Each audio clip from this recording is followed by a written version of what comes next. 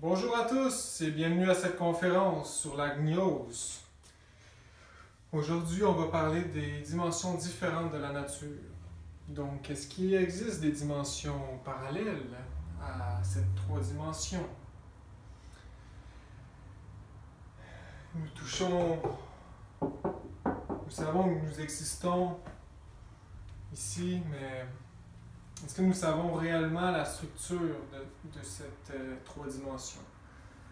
Donc, cette structure en question, c'est les dimensions parallèles.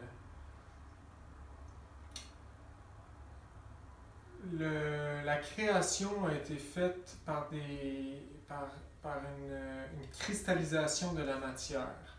Et aujourd'hui, nous sommes au point le plus matériel qui peut exister. Donc, c'est la trois dimensions.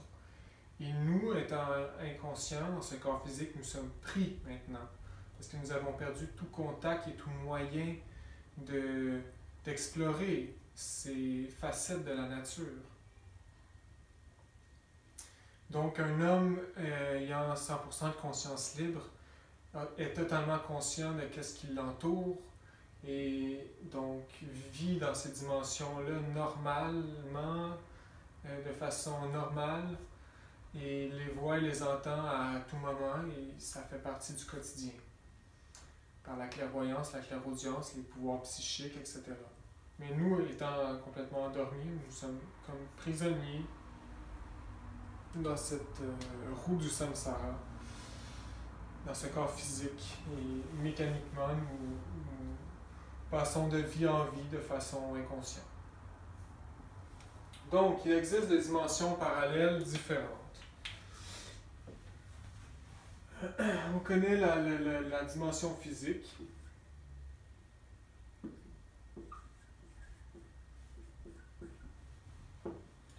On dit trois dimensions. La dimension physique ne pourrait pas être vivant sans une autre dimension. Sans une autre dimension, donc ici on parle de la dimension vitale.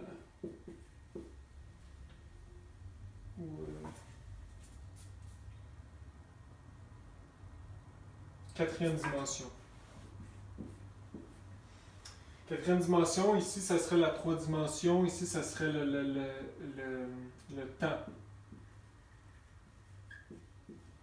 Donc c'est l'action dans le monde physique. C'est qu'est-ce qui rend le monde physique vivant. Il faut savoir que les dimensions s'interpénètrent tous, sans se confondre, et c'est des questions de vibration. C'est pourquoi on ne peut pas les voir et les sentir. Une question de vibration. Mais tout est septuple. Donc il y a 7 dimensions, il y a 7 tableaux, nous avons 7 corps. Tout était septuple. C'est une loi de la nature. Donc ici, la quatrième dimension, c'est le temps, c'est l'énergie vitale. Donc l'énergie, c'est la dimension de la sexualité, de l'énergie sexuelle. Voilà. Et ces deux dimensions. Et, dans notre corps, nous avons le corps physique, le corps vital, et ces deux corps sont intimement liés. Un ne peut pas vivre sans l'autre. Si on n'aurait pas de corps physique, par exemple, le corps physique sortirait de notre bras ici, et le bras il tomberait mort, on ne pourrait plus le bouger. Il n'y aurait plus de feu, plus de vie. Donc ici, la 3 et la 4e dimension.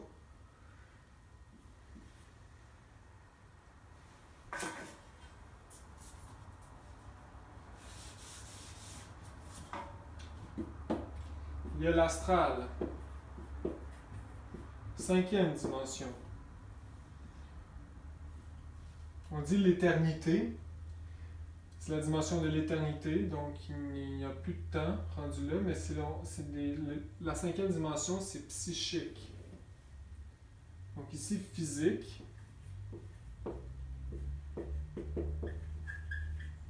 Psychique.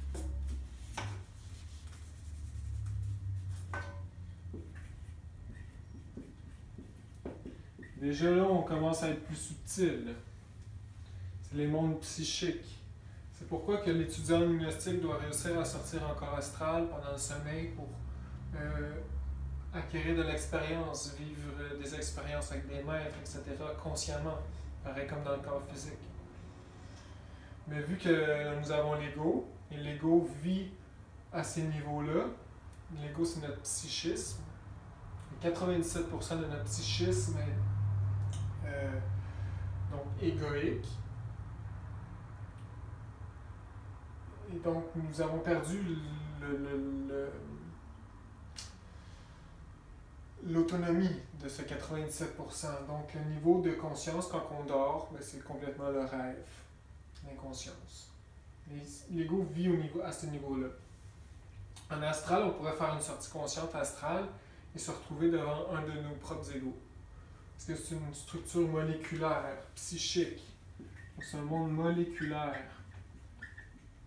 Ici, c'est cellulaire. C'est cristallisé, très organisé. Ici, ça commence à être plus subtil. Donc, il y a l'astral.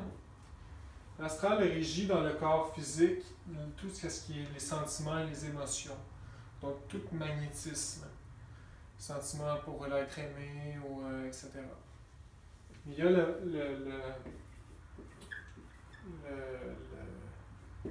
corps mental.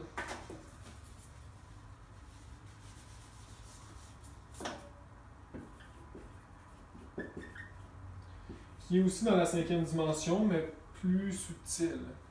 Donc c'est aussi psychique et moléculaire, mais c'est encore plus subtil. C'est une dimension complètement à part de l'astral.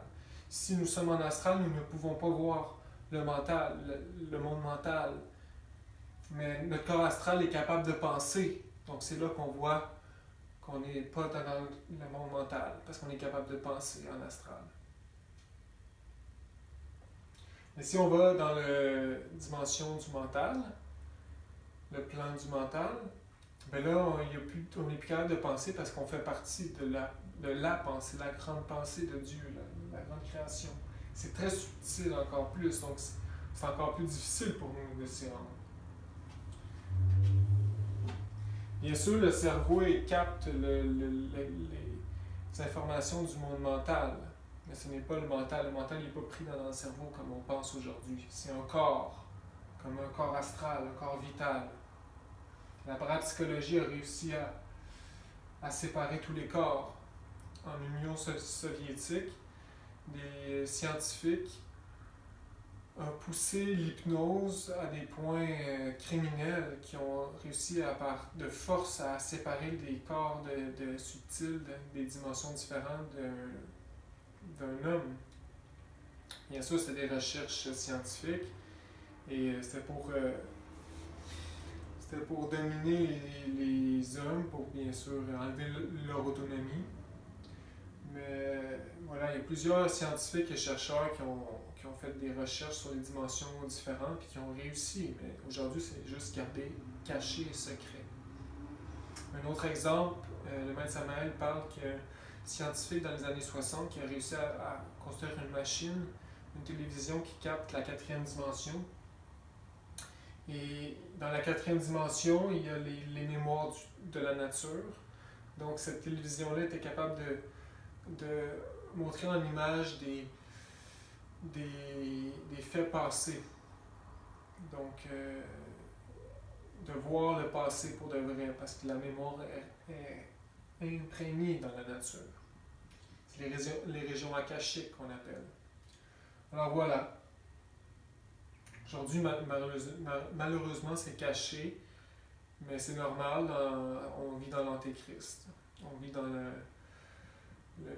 l'ego. Et l'ego ne veut pas éveiller, il veut assoumir l'humanité, les ténébreux. Ensuite, il y a le causal. Le causal, 6e dimension, là, ça commence à être très subtil, très divin. C'est le monde électronique. Niveau de vibration très élevé. Ici, c'est la dimension, notre corps causal, c'est le corps de la volonté. Corps mental, corps astral, corps causal. Une autre dimension. Il existe les deux autres qui, on dit bouddhiques. sixième dimension est atmique. Sixième dimension. Atmique. Ici, c'est vraiment la dimension où il y a les dieux, des cosmocréateurs divins très haut placés. C'est là que le centre de gravité de notre propre être intime, notre propre lumière, l'être qu'on doit écouter et suivre. Ici, c'est la dimension de la conscience. Donc voilà la structure kabbalistique du cosmos. Dans la Kabbale, on parle de sphères, les séphirotes. Donc chaque sphère représente la structure, chaque sphère représente une dimension, donc la structure. Donc ici, ça explique beaucoup de choses. Par exemple, les défunts, quand une personne meurt ou qu'elle s'en va, en fait, elle fait juste perdre son corps physique. Le cordon d'argent est sectionné et elle peut aller faire le corps physique, mais elle s'en va seulement en astral. Un défunt est en astral, donc c'est pour ça qu'on ne peut pas les voir, mais qui peut peut-être ouvrir une porte, ou qu'on peut le voir. Par exemple, on entend beaucoup d'histoires. Mais voilà. Mais les défunts aujourd'hui, ayant la conscience endormie, se retrouvent en astral, mais ils sont complètement endormis, comme quand nous on rêve le soir. C'est la même chose qui va se passer mais qu'on meurt. Donc on ne saura même pas qu'on est mort, on ne voudra pas croire qu'on est mort, on va vivre comme on vit tout le temps, sans corps physique, avec la conscience endormie. Ça l'explique aussi, par exemple, les maladies. Toute maladie vient souvent du corps vital astral qui est endommagé. Ça l'explique les élémentaux, les âmes des plantes, des minéraux, des végétaux, qu'on appelle souvent des élémentaux, donc des fées, des gnomes, toutes les contes qu'on entend du Moyen-Âge et de l'Irlande, etc. Avant, ils se rendaient visibles dans le monde physique aux yeux des gens, parce que les gens, l'humanité était moins lourde. Mais il y a 200 ans, 100 ans, tout ce qui était visible est devenu caché. Aujourd'hui, jamais ils se montreraient, les élémentaux innocents de la nature qui vivent dans l'Éden, parce qu'on est rendu trop lourd. On est rendu à un point où on est rendu presque oublié. Parce que, voilà, on est rendu animal et méchant. Mais la vraie raison d'être dans ce moment, c'est pour les quelques fruits solaires qui vont se réaliser. Sinon, il n'y aurait aucune raison de garder une telle humanité.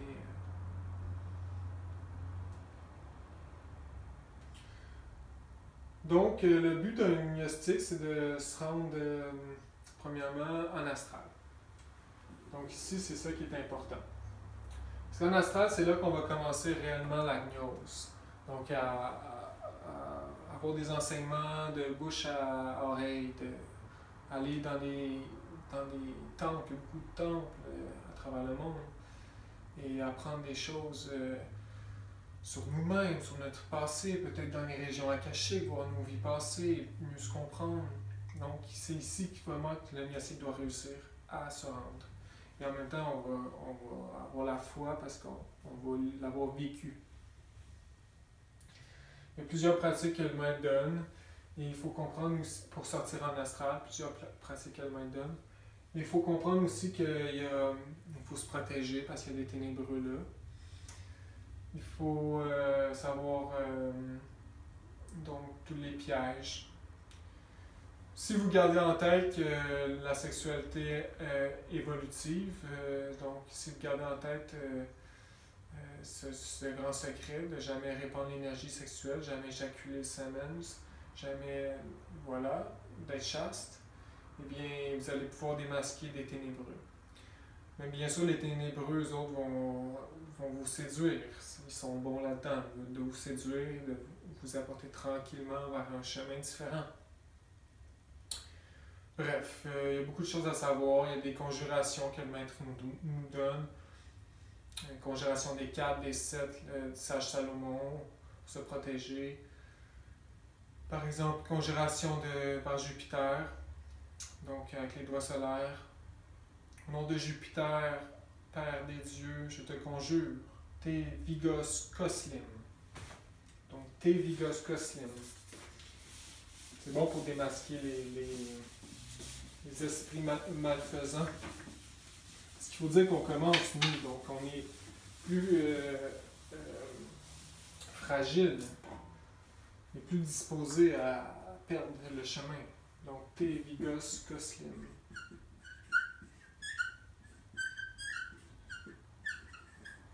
Au nom de Jupiter, Père des dieux, je te conjure, Te Vigos Koslim.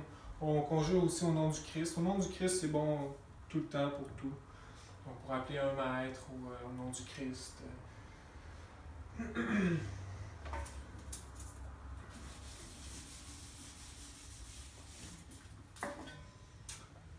Alors voilà. Le livre, par exemple, de Samuel, La Révolution de Belle, un très bon livre qui parle des dimensions, par exemple, des dernières dimensions, qui est un très bon livre. Un de ses premiers, et moi, personnellement,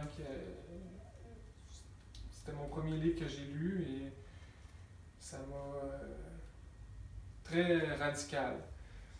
En fait, c'est l'histoire d'un démon que Samuel a réussi à sortir des enfers.